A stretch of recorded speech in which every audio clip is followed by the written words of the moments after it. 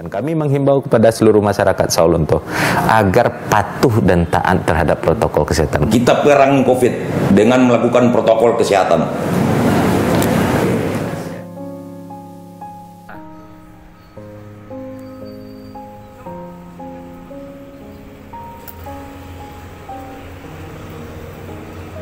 Itu ceruk besar ya.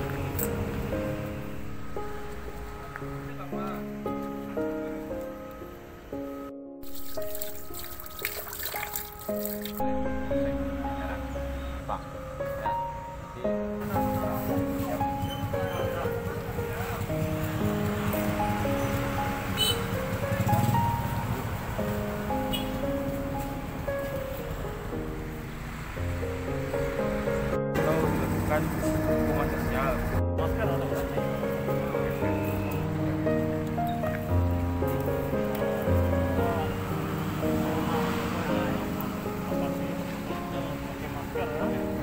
Pakai masker, jangan dulu pakai masker, cuci tangan, jaga jarak, jangan keluar terus masih dengan bebas. Kira ya.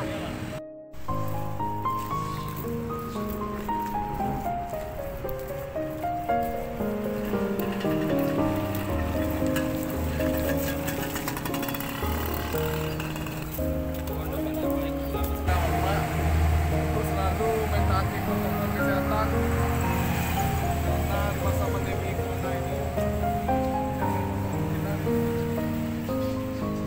kita sama kita berjaga dengan sering mencuci tangan, memakai masker.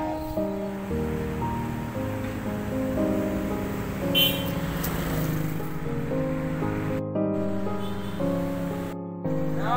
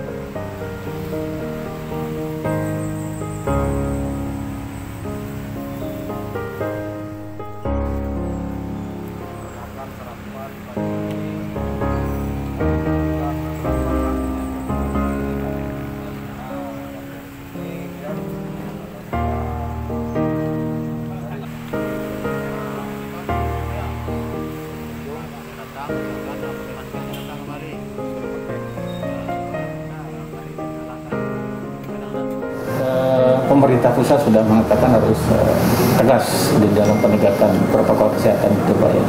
Kemudian pihak Polri juga menyatakan tegas dan tidak akan memberikan izin keramaian tidak sesuai dengan protokol kesehatan. Itu sejauh mana pemerintah mendukung hal itu, Pak? Kita mulai mekanisme, Pak. Waktu kita berada dalam zona oranye dan zona merah, itu pesta pernikahan memang tidak kita bolehkan. Sekarang waktu kita sudah berada di resiko rendah itu zonanya adalah zona hijau dan zona kuning. Kita sudah sudah melaksanakan proses belajar mengajar dengan metode tatap muka. Tetapi dengan protokol kesehatan yang lokalnya kita bagi itu separuh hari Senin, separuh hari Selasa dan lain-lain sebagainya. Dan itu memang sudah kita buat edaran secara resmi. Kemudian untuk pesta perkawinan, pihak kepolisian tidak akan mengeluarkan izin keramaian sepanjang belum ada rekomendasi dari gugus tugas. Itu mekanismenya. Bagaimana mekanisme rekomendasi dari gugus tugas? Yaitu umpamanya karena memang kita sudah membolehkan pesta perkawinan, itu yang akan melaksanakan pesta bersurat memohon izin rekomendasi kepada gugus tugas. Nanti dari tim gugus tugas akan melakukan cek lapangan sejauh mana protokol kesehatan akan bisa dilaksanakan di lokasi tersebut. Kalau petugas sudah yakin, diberikan rekomendasi dengan syarat nanti ada petugas jaga dari gugus tugas yang akan yang akan tetap mengawal sampai pesta itu berakhir. Karena memang kalau hanya kita berikan rekomendasi tidak kita awasi, memang agak sulit juga nanti kita lapangan. Dan kekuatan kita pada hari ini berada di zona kuning adalah karena memang kedisiplinan dan ketaatan kita termasuk unsur-unsur Forkopimda. Kalau kita lalai, kami yakin masyarakat juga akan terbawa lalai. Saya selaku Kapolres telah memerintahkan Kapolsek Kasaintel agar tidak memberikan rekomendasi atau izin untuk kegiatan masyarakat yang berpotensi terjadinya pengumpulan massa atau kerumunan yang tidak sesuai dengan ketentuan. Itulah sebagai wujud sikap tegas kami, Polres Sawalunto tidak boleh ada keraguan-keraguan dalam hal ini untuk seluruh personil kami. Nanti masyarakat Sawalunto juga ikut patuh terhadap ini. Wali kota juga sudah menurunkan juga untuk peraturan yang ada di kota Sawalunto. Tentunya dalam hal ini kondisi yang kita harapkan adalah semoga kita semua yang ada di kota Sawalunto selalu dalam lindungan Allah SWT. Tuhan yang akan selalu mengingatkan masyarakat yang ada di kota Sawalunto untuk mengikuti protokol kesehatan.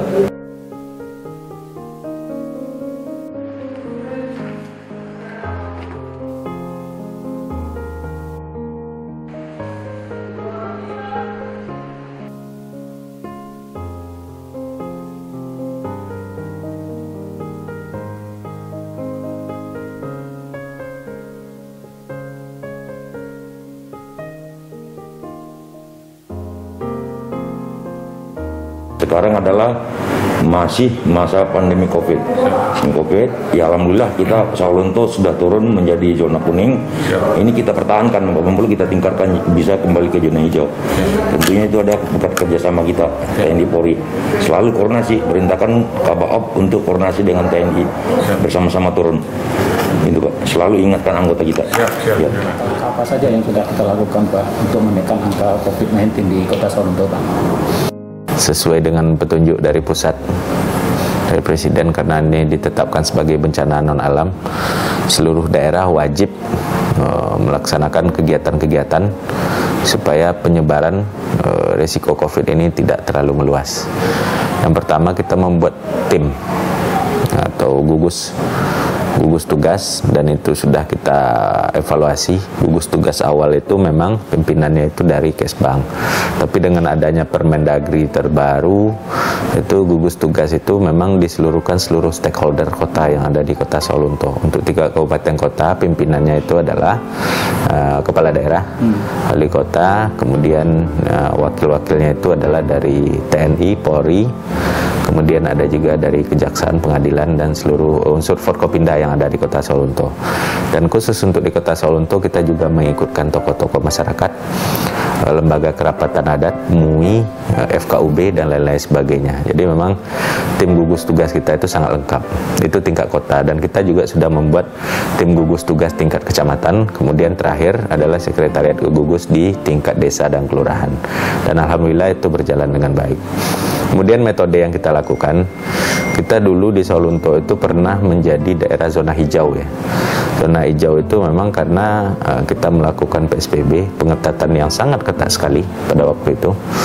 Tapi dengan adanya regulasi kita harus new normal, kita pemerintah kota Sawalunto juga ikut dengan program new normal. Artinya kita beraktivitas seperti sedia kala, tetapi dengan protokol kesehatan. Nah, jadi kalau bicara zona, kita sudah pernah zona hijau, pernah zona merah, zona oranye, dan sekarang kita berada pada zona kuning. Dan alhamdulillah ini berkat ketaatan dan kepatuhan sih sebenarnya seluruh masyarakat. Di samping metode-metode yang kita lakukan. Ini metode yang kita lakukan itu mulai dari metode testing, kemudian tracing, kemudian treatment ya. Testing kita pernah melakukan metode swab massal dulu. Swab massal, dan itu bekerja sama dengan Provinsi Sumatera Barat. Jadi kita sampel seluruh masyarakat Sawalunto itu secara acak. Mencari kalau memang masih ada yang terkena positif COVID-19 yang tidak terdeteksi. Karena memang tidak seluruh pasien COVID itu adalah PDP. Banyak yang OTG. Nah, itu yang kita lakukan. Dan dari ribuan yang kita sampel itu ketemu 2. Makanya kita mulai naik.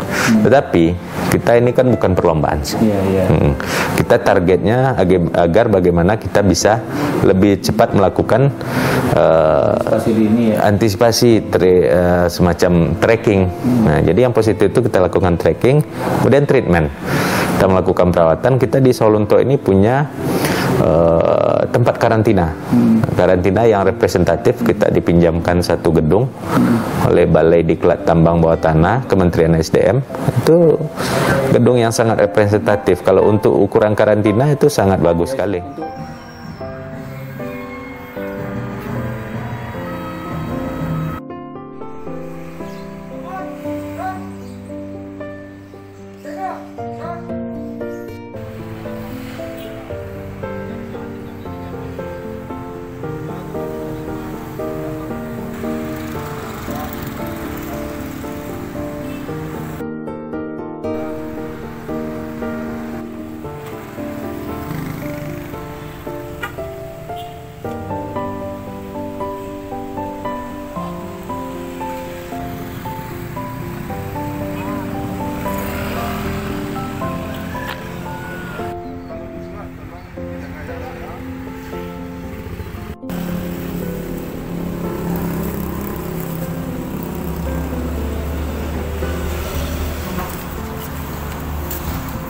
Karena memang di gedung tersebut itu ada satu ruangan dengan satu bed tempat tidur, ada TV di dalam, kamar mandi juga di dalam, dan itu sudah sangat. Pelayan juga, Pak.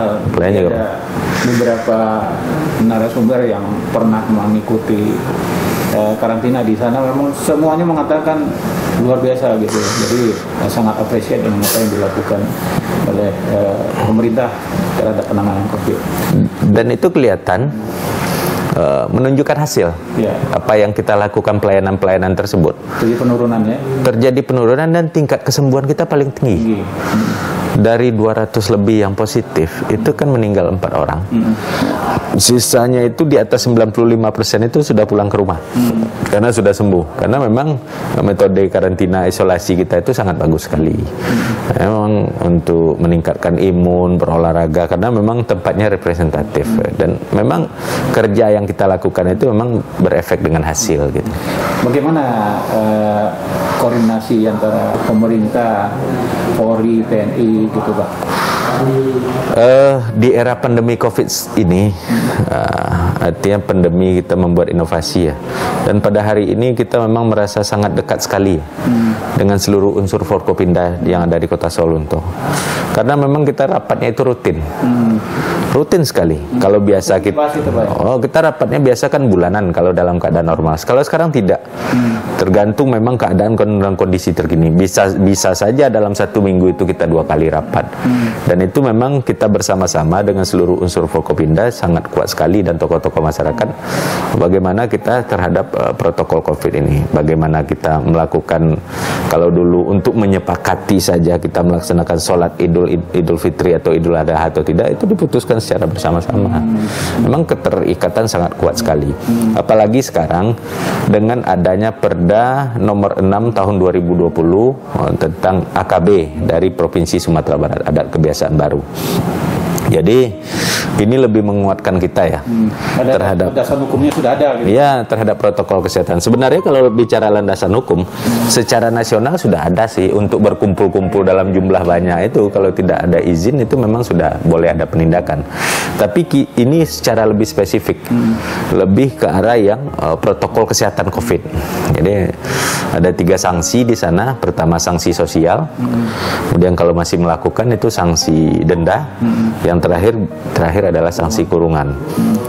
Dan kita sudah siapkan satu posko di kota, posko yang isinya seluruh unsur dari gugus tugas tersebut, yaitu Forkopimda, TNI, Polri, Pol PP, kemudian pengadilan dan kejaksaan.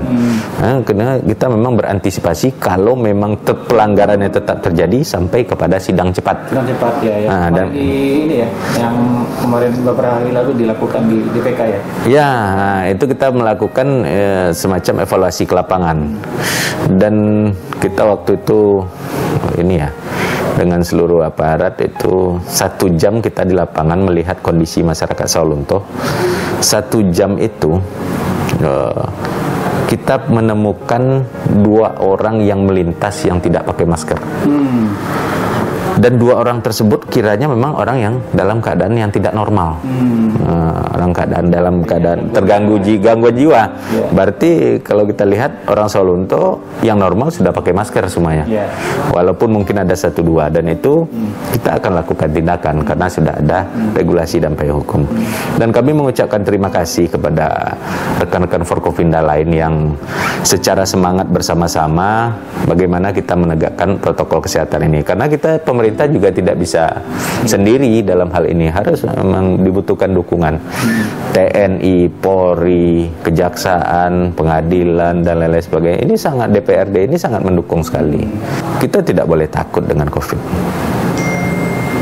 Cuma kita juga tidak boleh lalai. Nah, arti tidak takut itu kita wajib dengan protokol kesehatan. Nah, ini seleksi alam. Bagi siapa yang patuh, ini memang akan selamat. Bagi yang tidak patuh, beresiko buat Anda sendiri.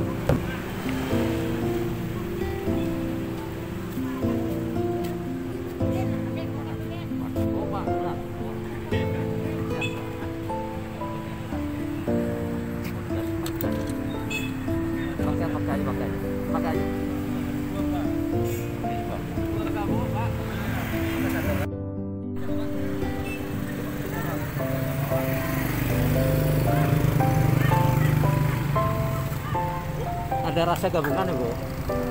Tak tolong ya. Daripada nanti kita KTP.